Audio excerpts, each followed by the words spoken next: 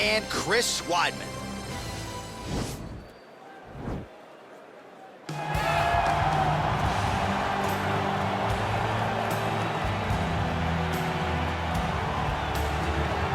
All right, so here he is, the #1 welterweight contender, getting set to challenge for the UFC's 170-pound title.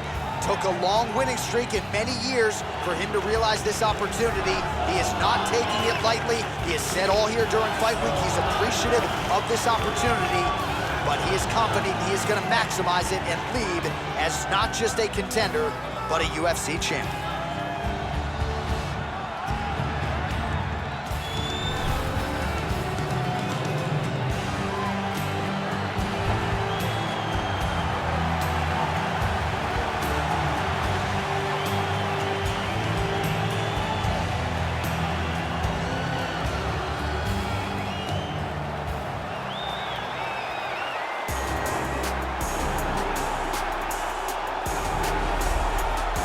The reigning, defending, undisputed UFC welterweight champion in a division full of killers.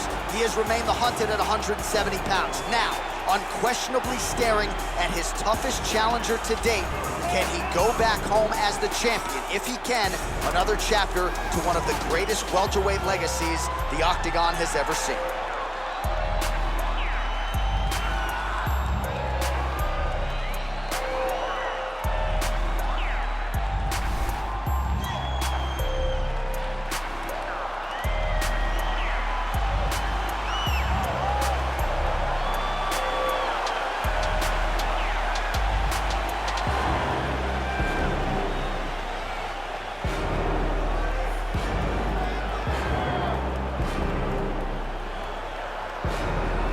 All right, now let's get you our tale of the tape for this welterweight championship fight. Weidman is 7 years his senior. He is 2 inches taller. He will have a 5-inch reach advantage. All right, now with the official introductions, we go inside the Octagon to Bruce Buffer. Ladies and gentlemen, this is the main event of the evening. And when the action begins, our referee in charge of the Octagon, Dan Mergliata. Now, this is the moment UFC fans around the world have been waiting for. Live from the sold-out T-Mobile Arena in Las Vegas, it's time!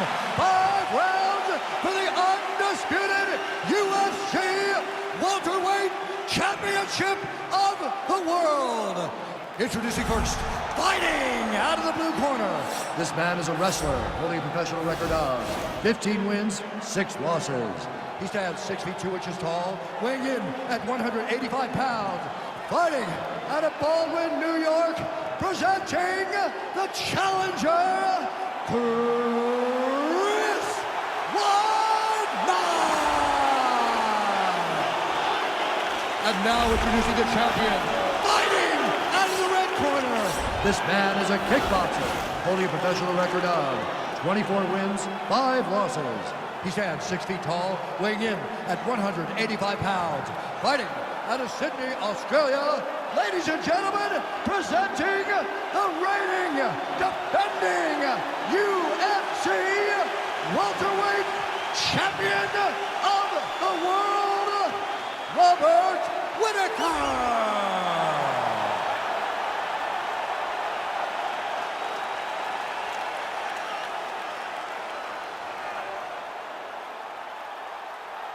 All right, this is for the UFC Championship. I want you to obey my commands at all times, protect yourself at all times. I want a nice, clean, safe fight. Touch gloves, back your corners, come out fighting.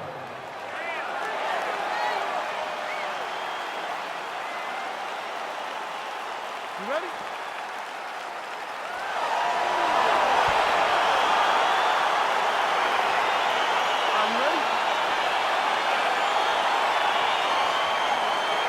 All right, so here we go with round 1, and when you have what looks like a classic matchup of striker versus grappler, it doesn't always play out that way, but given what these fighters said to us on Thursday, the game plans seem pretty clear. They're very clear game plans, but which one of them is able to implement the game plan most effectively? The grappler will try to get forward, get close, try to secure a takedown, to pull guard to make sure that he is in a grappling situation. The striker needs to stay at space. The striker needs to maintain distance and fight behind that beautiful jab he possesses. Big kick lands. Oh, how about the Whittaker right hand? See, this is why when you sit down to play EA Sports UFC 4, John, no question. No question. I know where I'm going. I try to make it go random, but I randomly select the Reaper, Robert Whittaker. Well, perhaps a sign of things to come as he lands a kick there. Nice kick landed by the gentleman. Oh, big knee to the body. That'll soften him up.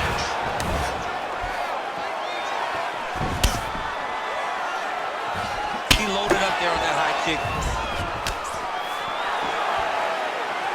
Oh, nice land there with the punch. You see, he's taking advantage of what is an obvious edge and reach.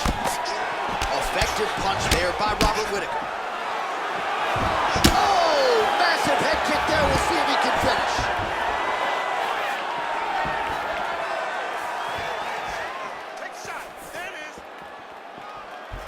Timely defense there. Huge block for him.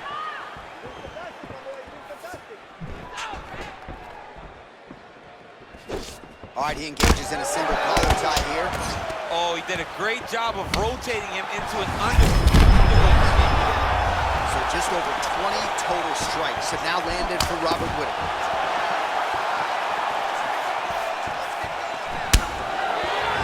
Oh, head kick attempt. It is blocked by the All-American Weidman. Single collar tie now. You take more of these leg kicks, you will not be able to be very active on your feet. Nice punch by Weidman. Ooh, head kick lands, he's hurt.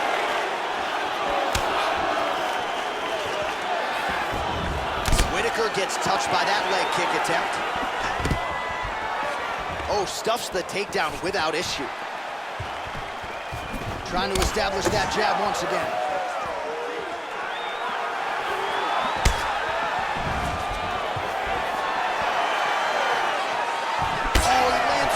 Knee to the body. Oh! Final seconds of round one.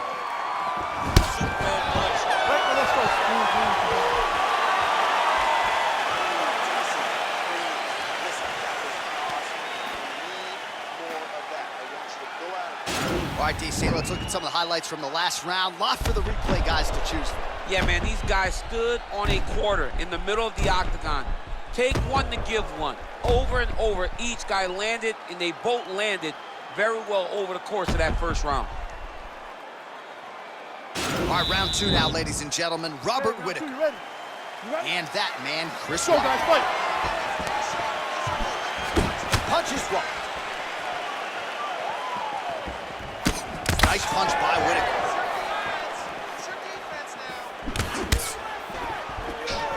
Well, he's been pretty accurate tonight. He's landed some significant strikes, but his corner's looking for him to mix it up a little bit more and just throw more volume. Because they don't see too much of a threat.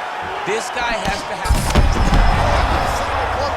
This might be the biggest shot of this entire fight. He landed a massive hook to put his opponent on wobbly legs. So 41 total strikes have now landed for Robert Whittaker. Just below 50% now in terms of the accuracy rate, landing 46% tonight against Chris Weidman.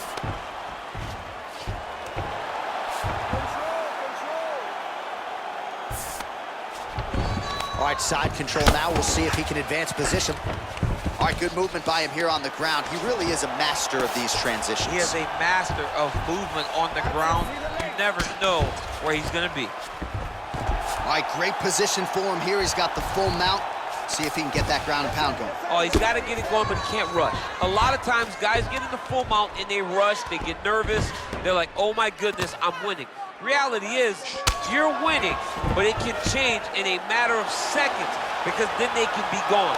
He's got to drop his hips, be really heavy at the opponent's base, and then just start to work. Make the opponent give his back so that he can try to get his chokes off or find great ground and pound with very patient ground and pound from such a dominant position. Side control now.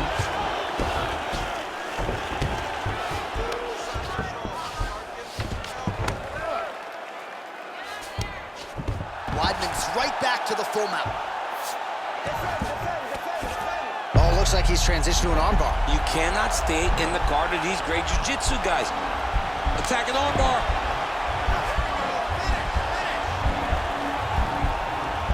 Oh, we're getting a finish here. And this might just be a matter of time.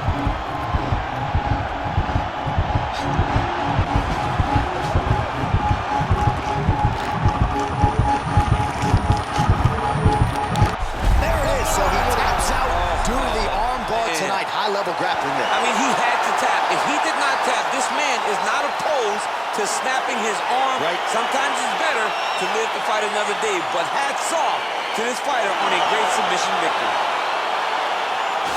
Let's take a look back at the replay as he gets it done by submission tonight, champ. He does a great job of staying patient. He doesn't rush or panic. You are never safe when you're fighting this guy.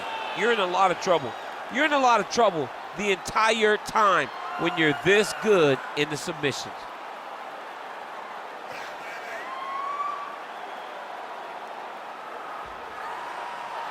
And ladies and gentlemen, there he is, a man that needs no introduction, the undisputed UFC welterweight champion of the world, and your winner tonight by way of spectacular submission.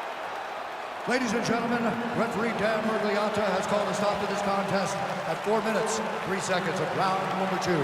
Declaring the winner by tap out, and new undisputed UFC welterweight champion of the world, Chris Weidman. Well, he came in a confident #1 contender. He leaves as the undisputed best welterweight in the world, and I say that because he didn't just come in here and wrest the belt away from the champion. He submitted the guy, and rather emphatically. So you're looking at him, that is the new UFC